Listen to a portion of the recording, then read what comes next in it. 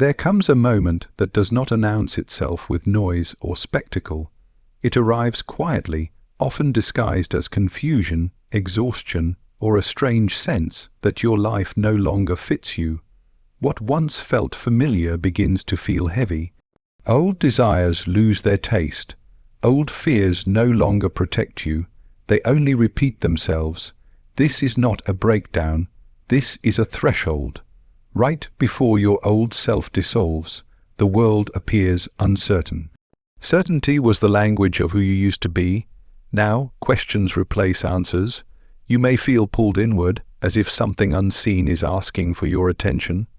Memories surface without invitation. Emotions you buried long ago rise to be acknowledged, not to punish you, but to be integrated. You will notice resistance. The old self does not disappear willingly. It clings to habits, labels, and identities that once kept you safe. You may feel tempted to return to familiar pain rather than step into unfamiliar truth, but this discomfort is a signal, not a warning. It means your inner structure is rearranging itself. At this stage, you stop blaming the outside world. You realize the conflict is internal. The roles you played, the masks you wore, the stories you told yourself, all begin to crack. What remains is raw awareness, and in that awareness, you sense a deeper alignment forming, one that does not need approval or validation. This moment happens only once, because once you cross it, you cannot unsee what you've seen. The old self was built to survive. The new self is forming to live. What feels like an ending is actually a return to a truer center, to a voice that was always there, waiting for silence. There is a moment when the shape of your life begins to feel unfamiliar, not because the world has changed, but because you have. What once fit perfectly now presses against you like a garment sewn for a smaller body.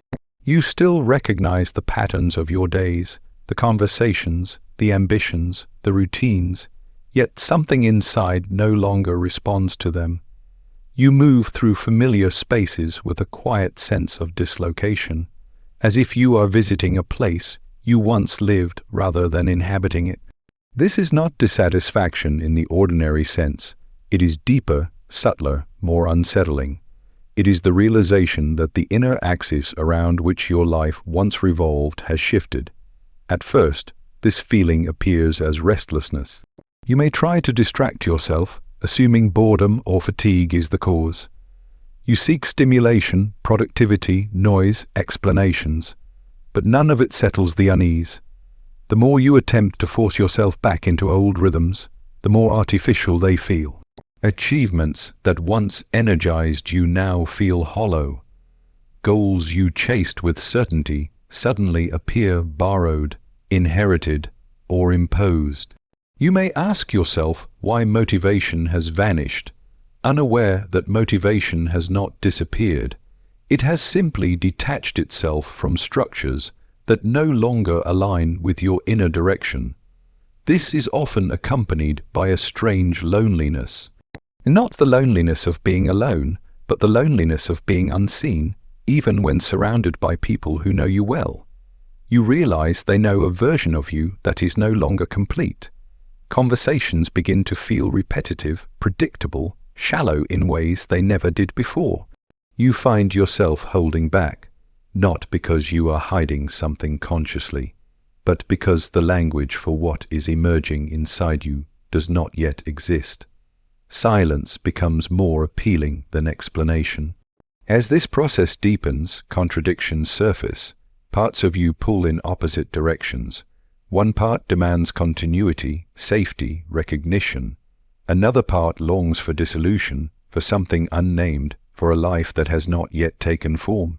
This tension creates anxiety, not because something is wrong, but because the psyche is reorganizing itself.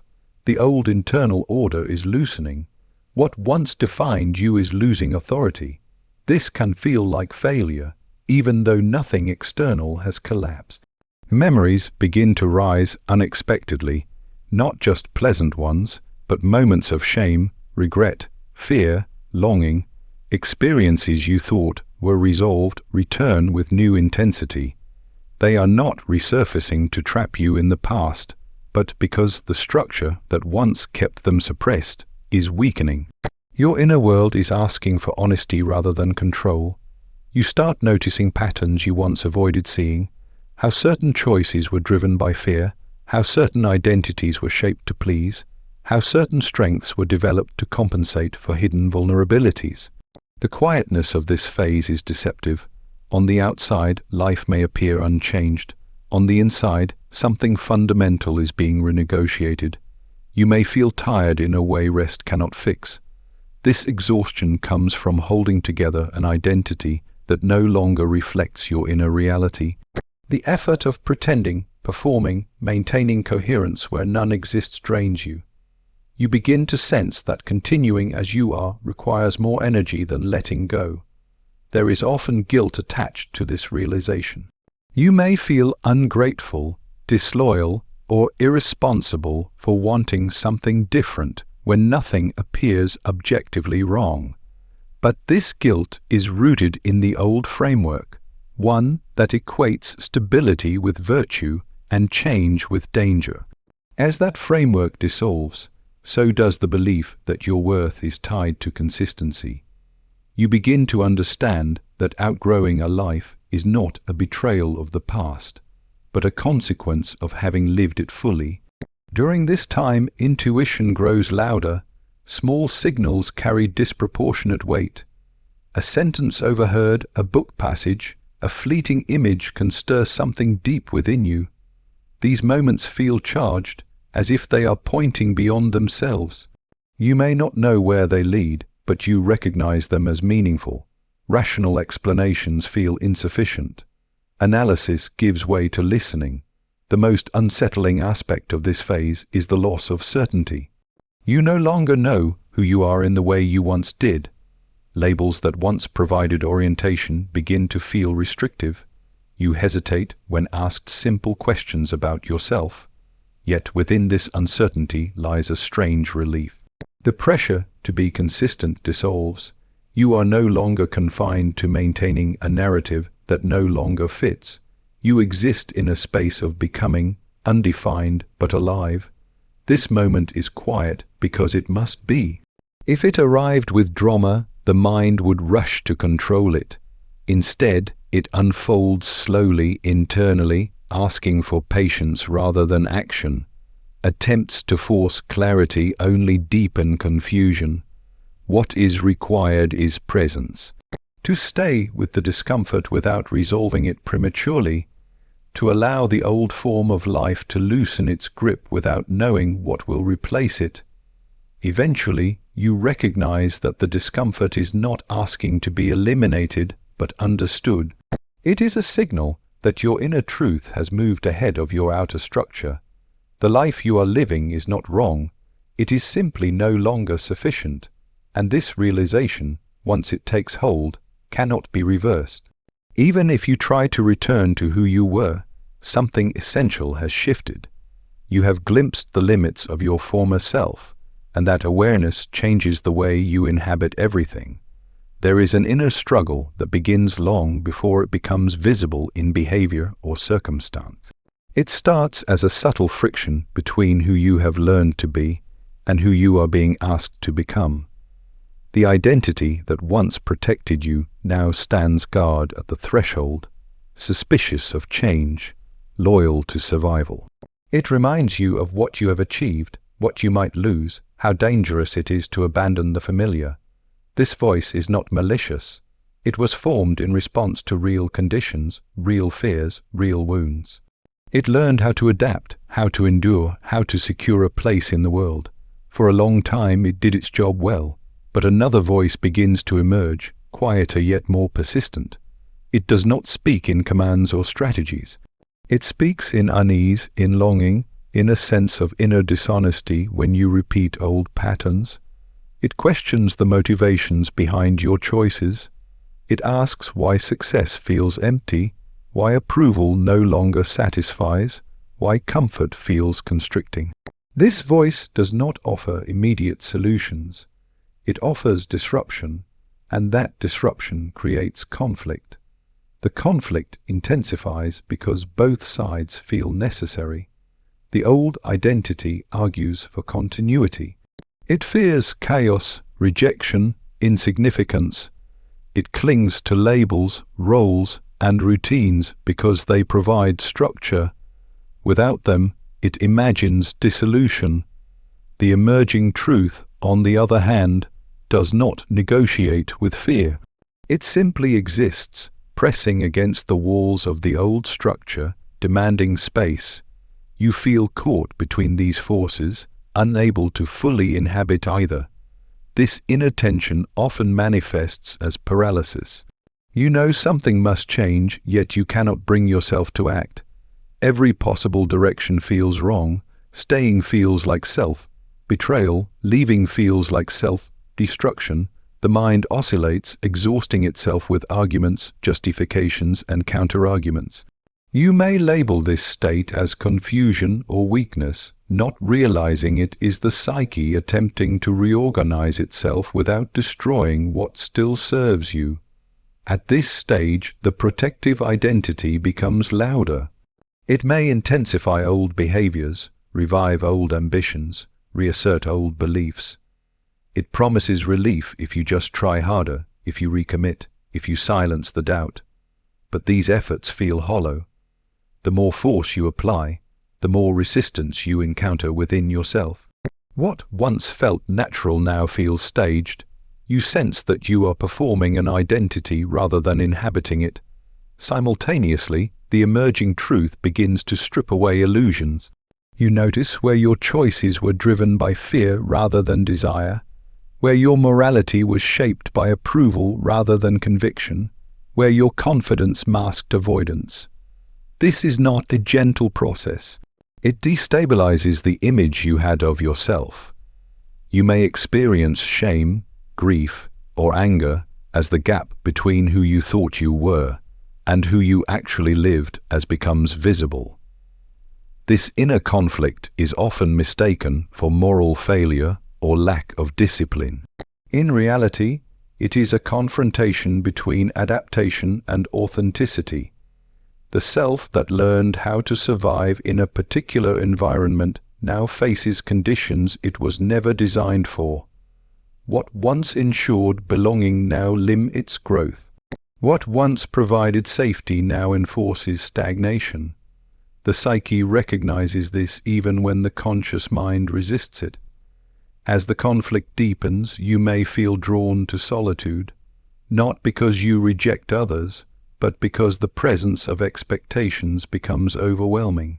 Every interaction seems to demand that you uphold a version of yourself you no longer recognize. Solitude offers relief, not as escape, but as space to hear the quieter voice beneath the noise. In this space, you begin to sense what has been neglected, suppressed, postponed. The truth calling you forward does not resemble an idealized future self. It is not a perfected version of who you are. It is often raw, unfinished, uncertain. It asks you to relinquish control rather than gain it. This is what makes the conflict so intense. The old identity equates control with safety. The emerging truth equates surrender with alignment. These values cannot coexist without tension. Fear intensifies at this point, but it changes quality. It is no longer fear of external failure alone, but fear of inner dissolution. You sense that following this truth will cost you something real: relationships, status, certainty, identity, and that fear is justified. Transformation is not additive, it is subtractive. Something must be relinquished. The psyche knows this, and so it resists until resistance becomes more painful than release. The conflict reaches a critical stage when you realize that neither side can win by force. You cannot return fully to who you were because awareness has changed you. You cannot yet become who you are meant to be because the form is not complete. You exist in between, suspended, stretched. This is where many retreat. They choose familiarity over truth, stability over integrity. But if the process continues, retreat becomes impossible. Gradually, something shifts. the old identity begins to lose its emotional charge. Its arguments still exist, but they no longer convince. The fear remains, but it no longer commands. You see it for what it is, a guardian of a past necessity, not a guide to a future reality. This recognition does not destroy the old self. It repositions it. What once ruled now serves. The truth calling you forward does not arrive with certainty or confidence. It arrives with a quiet sense of inevitability. You do not fully understand it, but you trust it more than the familiar strategies that no longer work. The conflict does not end abruptly. It softens. The struggle transforms into dialogue. And in that dialogue, a new orientation begins to form, one that does not reject the past, but is no longer governed by it. There comes a phase when emotions you believed were settled begin to return with unexpected intensity. They arrive without warning, often triggered by small, ordinary moments. A sound, a smell, a sentence, a familiar street can open a door you thought was sealed. These emotions do not feel new.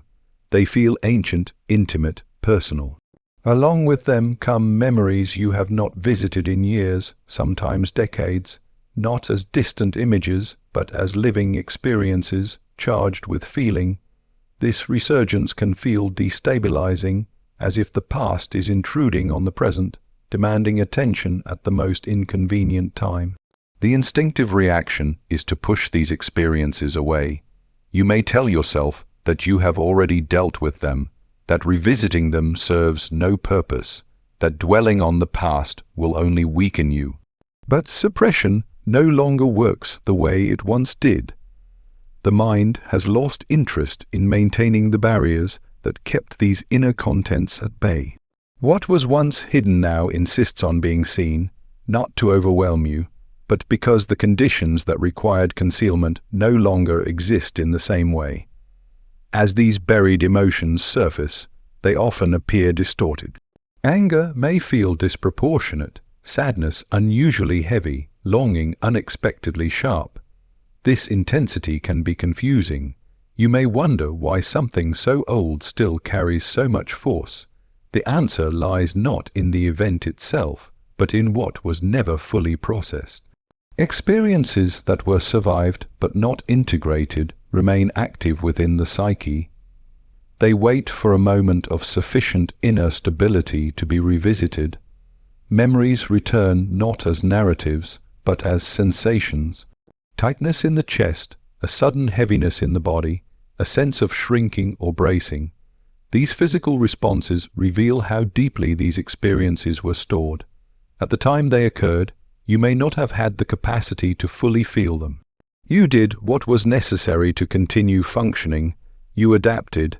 That adaptation, while useful then, required certain parts of your inner life to remain frozen in time. Now, as your inner structure begins to change, these frozen parts begin to thaw. They are not returning to reclaim control, but to be welcomed into awareness. This process can feel like regression, as if you are moving backward rather than forward. But psychological growth is not linear. Integration requires descent before ascent, contact before resolution. You may notice a shift in how you relate to your own history. Events you once dismissed as insignificant reveal deeper meaning. Patterns emerge that were invisible before. You recognize how certain fears shaped your choices, how certain wounds influenced your relationships, how certain compensations became defining traits. This recognition is not meant to produce self-judgment. It produces coherence. Pieces of your inner world that once felt fragmented begin to connect. During this phase, dreams often become more vivid. Symbols appear that resist rational interpretation. Figures from the past, unknown landscapes, recurring themes. These images speak a language older than logic. They represent aspects of yourself that were neglected, rejected, or split off. Paying attention to them is not about decoding a message, but about allowing their presence. They are expressions of inner life seeking relationship with consciousness. As buried material surfaces, you may feel exposed, vulnerable, uncertain of your emotional boundaries. Old defenses weaken. You may cry more easily, react more strongly, feel less contained. This vulnerability can feel dangerous, especially if you learned early that emotional expression carried consequences. But this exposure is a sign that the psyche no longer needs the same level of protection. Strength is no longer defined by suppression, but by capacity to remain present with what arises. There is a temptation to interpret this process as something going wrong. You may fear that you are unraveling, losing control, becoming unstable. In reality, what is dissolving is rigidity. The structures that once maintained order through repression are loosening, allowing for a more flexible, responsive inner life. Integration is not about erasing pain, but about allowing it to take its rightful place within a larger context. As you stay with these emotions, something subtle changes. The intensity begins to shift. Feelings that once felt overwhelming become more nuanced. You are able to observe them without being consumed. This does not happen through effort, but through attention. By allowing these experiences to exist without immediate judgment or correction, you transform your relationship to them. They become information rather than threats. Memories that once carried shame or fear begin to lose their charge. You see them not only from within, but from a broader perspective. Compassion arises naturally, not as an imposed attitude, but as a recognition of necessity. You understand why you became who you were. You see the intelligence in your adaptations. This understanding softens inner conflict and reduces self-hostility. Integration also brings clarity. You begin to distinguish between emotions that belong to the present and those that belong to the past. This distinction restores agency. You are no longer reacting unconsciously. You are responding consciously. Old patterns lose their compulsive nature because they are no longer operating in the dark. Awareness transforms repetition into choice. This process alters how you relate to others. You become more attuned to emotional undercurrents, both your own and those around you. You recognize projections more readily. You see where unresolved material once shaped your perceptions. This does not make relationships easier in the conventional sense, but it makes them more honest. You no longer demand that others carry what belongs to your inner world. There is a quiet dignity that emerges from this work. You realize that healing is not about becoming someone new, but about reclaiming what was left behind. Parts of yourself that were sacrificed for survival return with gifts, sensitivity, depth, intuition, creativity. These qualities were always present, but required safety to emerge. As more of your inner life becomes integrated, you feel less divided. The sense of fragmentation diminishes. You no longer need to maintain rigid boundaries between acceptable and unacceptable aspects of yourself. Wholeness replaces perfection as the guiding principle. You are not free from pain, but you are free from denial. And in that freedom, your inner world becomes a place you can inhabit rather than escape. There is a moment when you begin to sense that the way you have been living is organized around endurance rather than meaning. Much of your energy has gone into managing threats, avoiding loss, securing position, maintaining control. Even your strengths were shaped by necessity. You learned when to speak, when to stay silent, when to adapt, when to harden. These strategies were intelligent responses to the conditions you faced. They allowed you to survive, to belong, to function. But survival, while necessary, is not the same as living. As circumstances change, the strategies that once protected you begin to feel excessive. Vigilance becomes anxiety, caution becomes hesitation, self-control becomes self-denial. You notice that you are reacting to situations that are no longer dangerous as if they still are. the body tightens where it no longer needs to. The mind anticipates consequences that no longer come. This mismatch between present reality and inherited responses creates fatigue. You are exhausted not because life is too demanding, but because your inner system is operating as if it still must defend itself at all costs. At first, this exhaustion is misunderstood. You may believe you need more discipline, more motivation, more resilience. You push harder, optimize more, refine your strategies, but each attempt to reinforce the old structure only increases the strain. The problem is not insufficient effort. It is outdated orientation. You are living from a mode designed for threat in a context that now asks for presence. Slowly, another way of being begins to make itself felt. It does not arrive as ambition or urgency. It feels quieter, slower, more grounded. It is marked by curiosity rather than fear.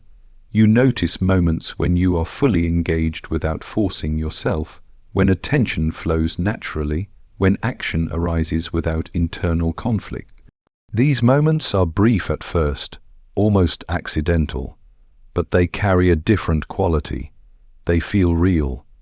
This shift requires letting go of the belief that tension is necessary for effectiveness. You may have learned that without pressure you would collapse, that without fear you would stagnate. These beliefs were once true, or at least functional, but they no longer apply. The psyche is capable of organizing itself around values other than avoidance.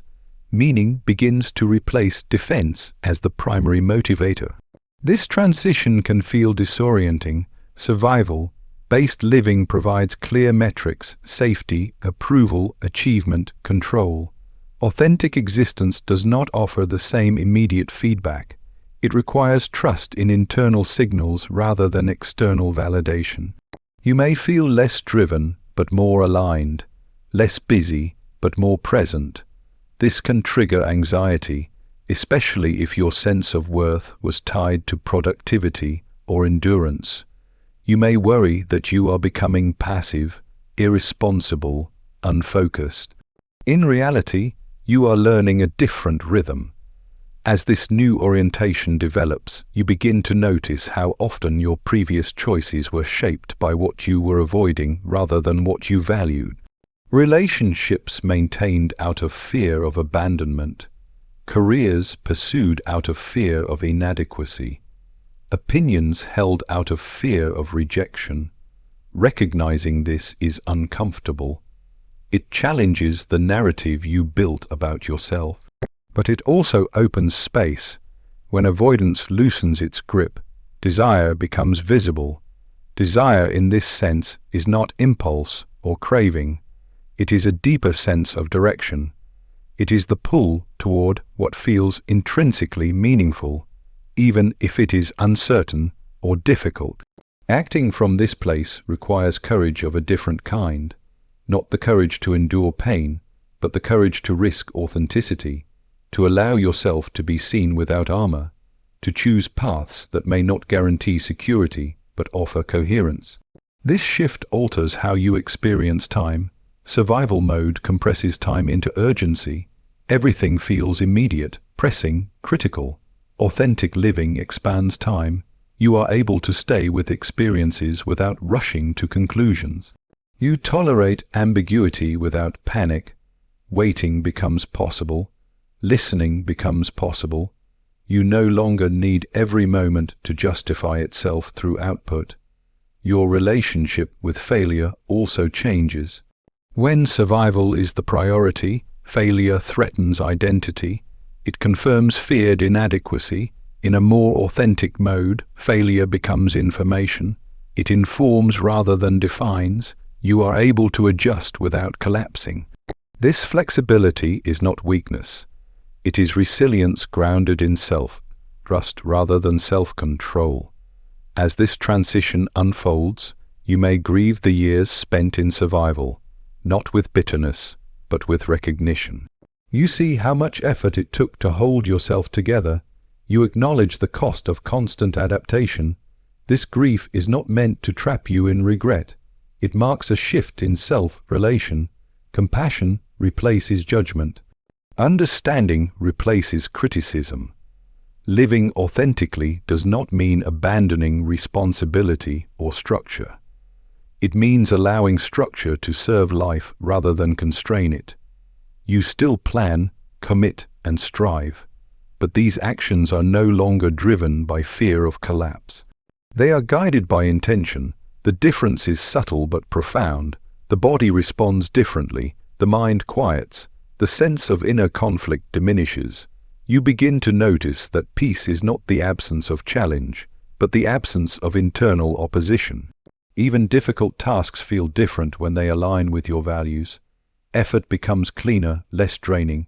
You expend energy, but you also receive it back. This reciprocity is absent in survival-based living, where effort is constant and replenishment rare. This shift also changes how you relate to uncertainty. When survival is central, uncertainty is threatening. It signals loss of control. In a more authentic orientation, uncertainty is inherent. It is not welcomed, but it is tolerated. You accept that not everything can be planned, predicted, or secured. This acceptance frees mental space. You stop rehearsing catastrophe. You become available to what is actually happening. Over time, this new way of being feels less like a choice and more like a necessity. Returning to pure survival feels unnatural, constricting. You may still access those strategies when needed, but they no longer define you. They become tools rather than foundations. The center of gravity shifts inward. You are no longer living to avoid death, metaphorical or literal. You are living to express life as it moves through you. This expression is imperfect, evolving, sometimes uncertain, but it is yours. And that ownership changes everything about how you inhabit the world, how you meet others, how you carry yourself through moments of doubt, loss, and possibility.